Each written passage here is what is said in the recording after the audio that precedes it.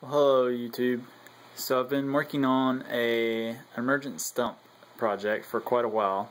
Some of you may have heard me talking about it in my videos.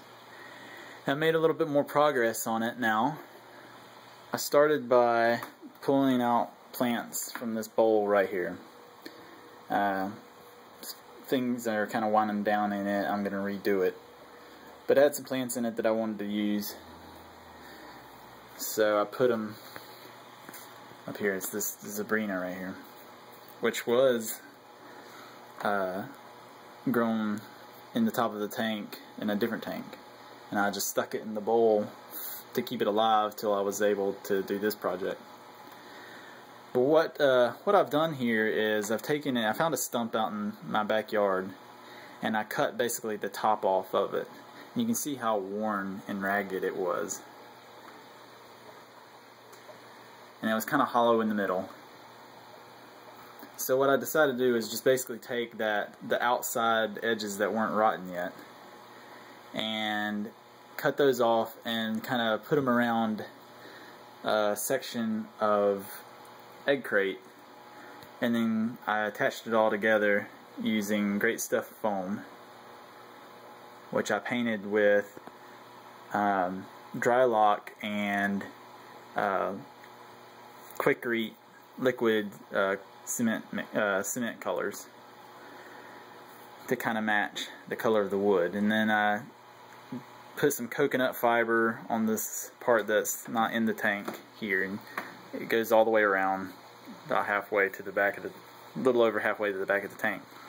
The reason one of the reasons why I wanted to do this is I had this piece of driftwood, and you can see where it's being cut off, that stuck up out of the tank, and I thought, man, that'd be pretty cool if I could get like a stump or something, a look going on with that. And for those of y'all who've seen my videos and pictures of my 40-gallon, you know that I had the similar thing going in that tank with a piece of driftwood that was Emergent, I guess.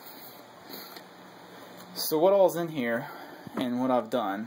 Well, I got in the very middle there was kind of a pocket area that I created, and I used I think DuPont landscape fabric to keep the soil in place, and then I put organic choice potting mix down in that pocket, and that's what I planted the Sabrina in. And eventually I might add some more plants down in there. I can always move that moss. Then on top of that, I've got terrestrial moss, 3 different types. Don't ask me what the names are, I have no idea. But there's that kind of long spiky one there, more of a short mound like kind there, and then this kind right here, which I found with the other tank, grows really well and transitions really well into a very wet environment, even submerged growth, and so I've got that trailing down to the water. And then I've got some Java moss that I've stuck in some crevices around the edge of the stump or whatever. And then back here in this section is just egg crate. You can see the holes there. And that's where I've got some more riparian type plants. A cube is not really a riparian type plant. It's more of a house plant, but it can be grown with its roots in the water.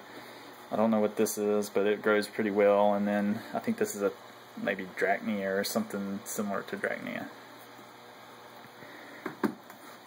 And to care for the moss, it's going to get probably pretty dry, especially the pieces that are up out of the main center, like that one there and this one up here. So I've got this piece of, I think it was, actually came with fertilizer or weed killer or something, but I'd already had a hose, so I ended up not using this one. So it's brand new, clean, or whatever. But I just stick one in down in the tank like that, and then spray with that. Keep it moist. I'll probably have to do that a couple times a day. I'll probably do it in the morning when I wake up, and in the evening or afternoon when I get home from work, just to keep things moist so that the moss doesn't dry up and the plants don't dry up. So what's next? I've got some of this that I collected along our Greenway Trail. I think it's like quetzalcoatl, or however you say that. I don't know exactly what it is. But I found that transitions really well into submersed growth. So I'm probably going to put that in the tank as well. And then I'm also, going to redo this bowl. So I'll probably have some of that in there. I've got some clippings of Blixa that I'm not sure what I'm going to do with yet. This piece of regular hair grass that I'll do something with. All that wisteria there is going to go away. Probably end up selling it. And then I've got a different plant that I found at Petco today. I have no idea if it'll work well or not, but it's a stem plant. It comes in these little packages here. But this is Golden Jenny. If that'll focus. Golden Jenny.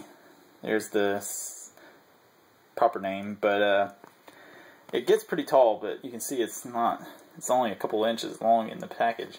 It's in the gel stuff, and you're supposed to rinse the gel off and then plant it. So I'm gonna see how that works in the bowl as well. I'd like to be able to keep it short like that, but I've got a feeling that was probably emergent growth the way they did that, but I don't know.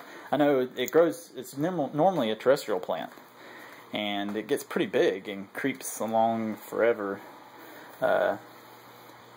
And people use it in their gardens and things like that. And lastly, I've got a quarantine tank, thanks to Doug. He helps me out a lot. So I was victim of the PetSmart $1 Tetra sale. Got me 10 neon tetras to go with the ones that I've already got in the tank. I think I've got 12 in the tank now, so I'll have a pretty big school. As long as these don't become snacks for the angelfish, which they're pretty tiny. So I'm probably going to try to leave them in here as long as I can. Feed them good flake food and maybe get some growth on them before I put them into the tank. And then I've got a Bolivian ram that I picked up too. I got tired of not being able to find a pistos and I wanted something else, so got him. And I like Bolivian rams. I've had one before. I miss having him. He's cool. And then I picked up this amazing crypt from Petco as well when I got the other plants. And then extra Java moss from Doug. If the Java moss I have doesn't work out right or I want to add some more, got a big clump of that in there. And then a few floaters in there just to kind of eat some of the nitrates up. All that's in here is a heater, a little tiny heater, and this air hose with the wand, I guess, bubble wand or whatever you call it. So I got that going. Probably keep those guys in there 2-3 weeks, maybe a little longer, depends on if the wife raises a big fuss whenever she sees this tank set up on the mantle. But anyway, so that's what's going on with the tank right now. Angelfish always begging for food. The driftwood got put in place, no problem. That's about it. Like and subscribe if you haven't already. And appreciate the views. And I'll be posting another video hopefully sometime in the future.